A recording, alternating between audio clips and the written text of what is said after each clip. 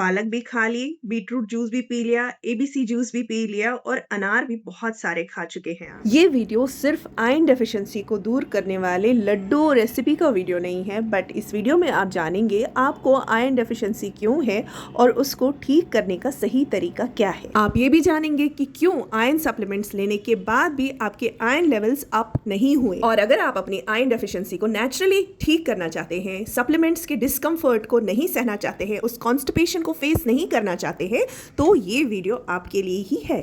इस लड्डू की रेसिपी में मैंने यूज़ किया है traditional Indian wisdom in light of modern medical science. तो ये एक सिनर्जी है between traditional wisdom and modern medical science. As a dietitian मुझे पूरा विश्वास है कि मेरा ये वीडियो जो भी देखेगा और इसमें बताई हुई बातों पर गौर करेगा तो अपनी आयरन डेफिशिएंसी एनीमिया को जल्दी ठीक कर सकेगा। मेरी तरह 7 साल नहीं लगेंगे। हमारी इंडियन कल्चर में लड्डू हमेशा से एक सुपर फूड माना गया है, चाहे वो लैक्टेटिंग मदर्स हो या टीनेजर्स की मेंस्ट्रुएशन पीरियड, पेरीमेनोपॉज या menopause. This is the prescription from your humble dietitian.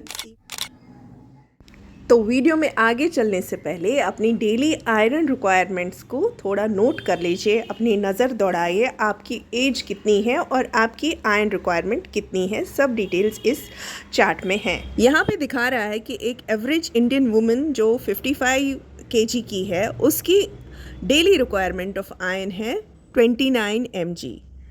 29 mg कितना होता है? प्रैक्टिकली अगर देखा जाए तो 29 mg ऑफ आयरन मतलब 1 ग्राम से भी बहुत कम, आधे ग्राम से भी बहुत कम, 2 दाने राइस के बराबर होते हैं।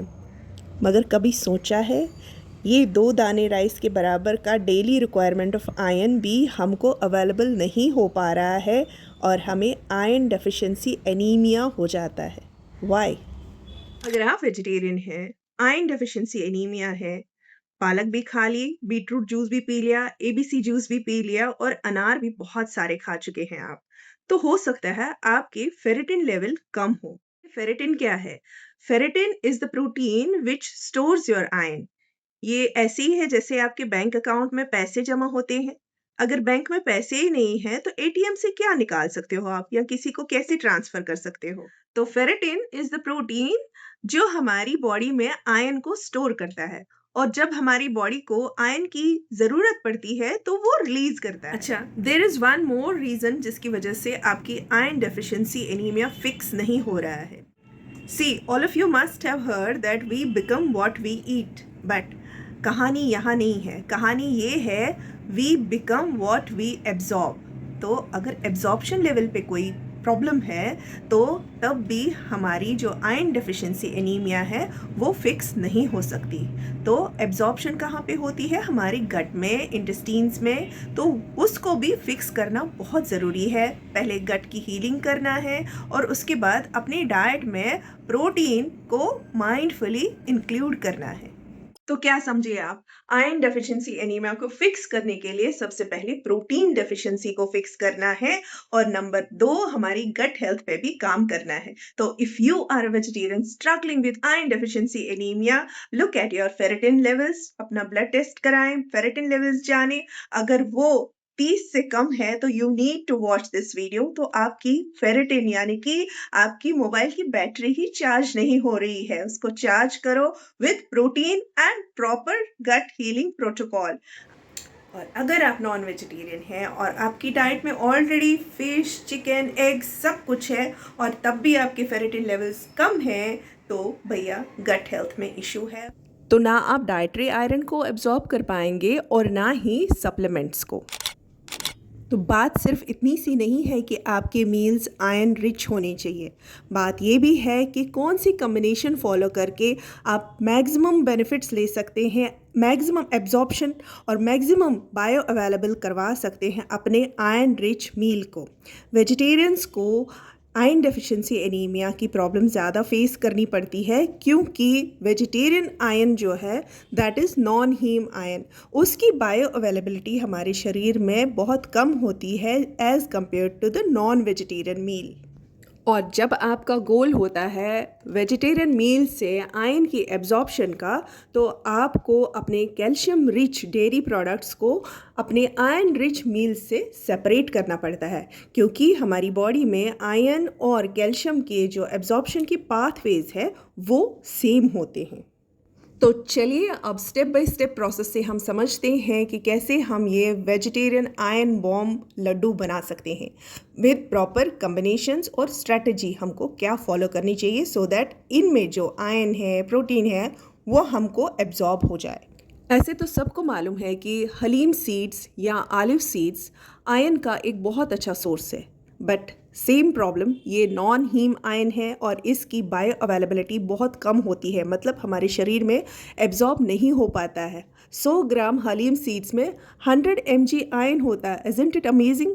इस वीडियो को स्किप बिल्कुल भी मत करना, क्योंकि इसी वीडियो में आप सीखोगे कि किस स्ट्रैटेजी को फॉलो करके आप इस ऑलिव सीड से बायो अवेलेबल आयन निकाल सकते हैं विद प्रॉपर कम्बिनेशंस। तो यहाँ पे पहला स्टेप है ऑलिव सीड्स को सोक करना एटलीस्ट फॉर 4 आवर्स, और उसके बाद इन ऑलिव सीड्स को एक स्ट्रेनर पे रखना सो दैट जो एक्स्ट्रा मॉइस्चर है वो इससे निकल जाए। और दूसरा स्टेप है बराबर मात्रा में डेसिकेटेड कोकोनट लेना।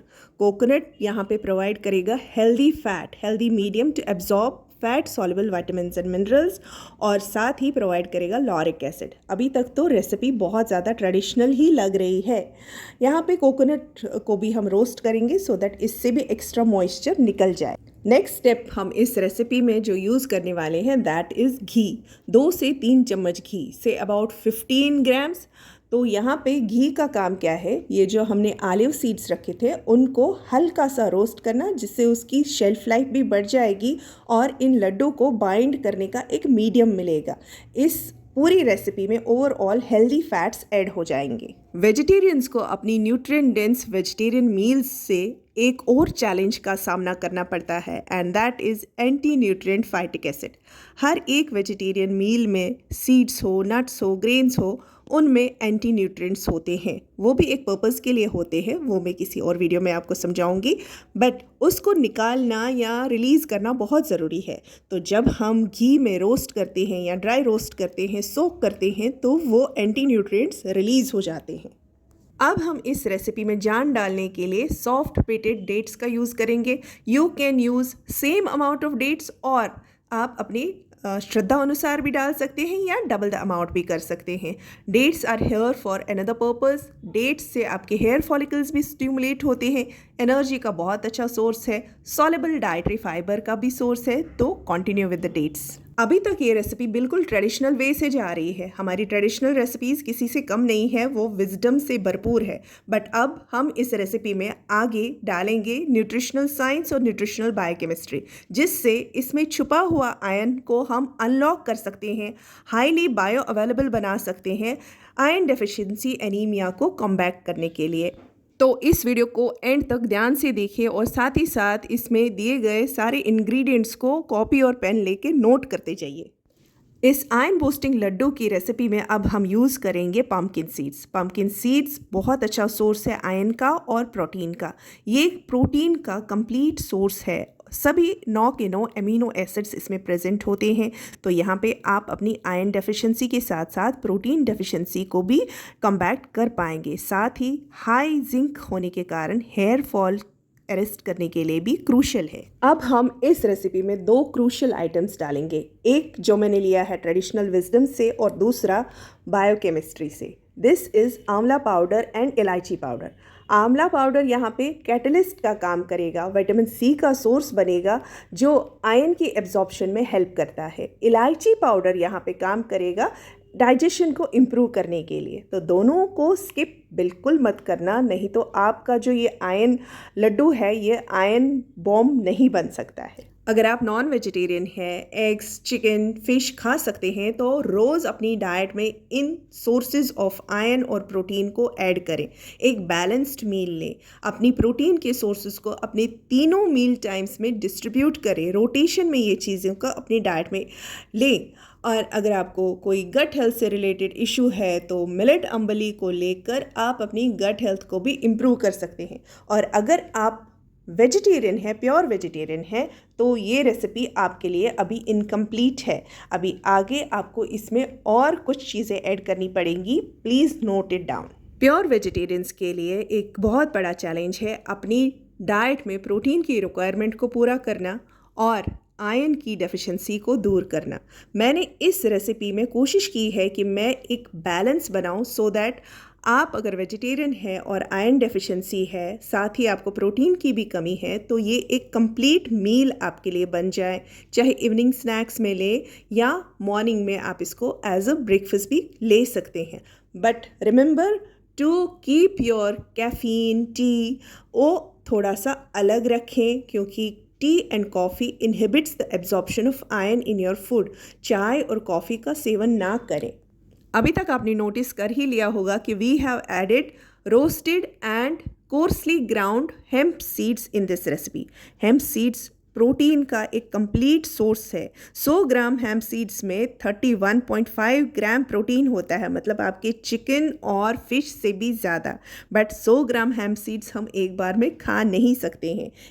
इस पूरी रेसिपी की कम्बिनेशन से आपको 30 लड्डूज मिल जाएंगे और हर एक लड्डू आपको प्रोवाइड करेगा 5 ग्राम आयरन, 4.5 ग्राम प्रोटीन और 6 से 7 gram healthy fats. Not only this, you will get a good lot amount of magnesium and zinc from this recipe. Magnesium boost करता है cellular ATP production, तो जो आपको दिन में fatigue महसूस होता है वो नहीं होगा। Zinc provide करता है co-factor to halt iron deficiency, hair fall, और क्या चाहिए आपको।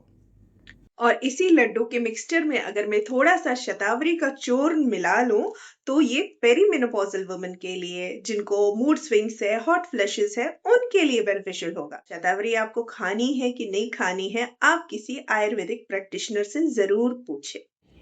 I would like to give one warning here that these are not tasty laddus.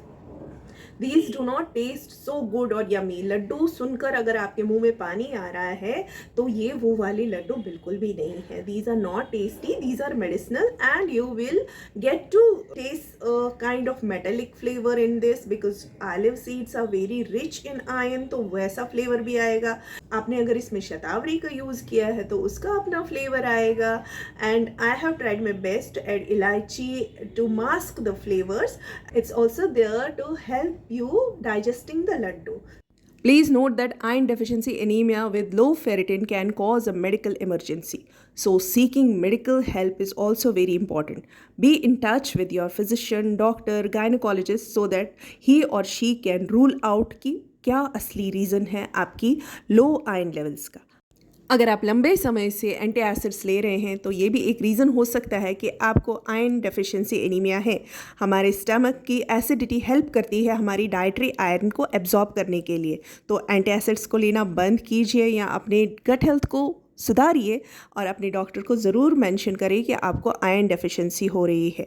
Secondly, अगर जीआई ट्रैक में कहीं पे भी ब्लीडिंग हो रही है, for example in case of piles, महिलाएं बहुत छुपाती है इस चीज़ को, तो ये भी आप ही की रिस्पॉन्सिबिलिटी बनती है कि आप इस चीज़ को ज़रूर एड्रेस करें और अपनी आयरन डेफिशिएंसी एनीमिया को ठीक करें, फिक्स करें। और अगर आज की ये वीडियो आपको अच्छी लगी, आपने यहाँ से कुछ सीखा, तो चैनल को सब्सक्राइब करना मत भूलिए। अपनी सहेलियों के साथ, फ्रेंड्स के साथ ये शेयर करना मत भूलिए because they too must be struggling with this deficiency. Please note down the ingredients of this recipe. This is 1 cup olive seeds, 2 cups of dates, 1 cup of pumpkin seeds, 1 cup of hemp seeds, 1 cup of desiccated coconut, 2 tablespoons of amla powder and 1 teaspoon of cardamom and 20 grams of ghee.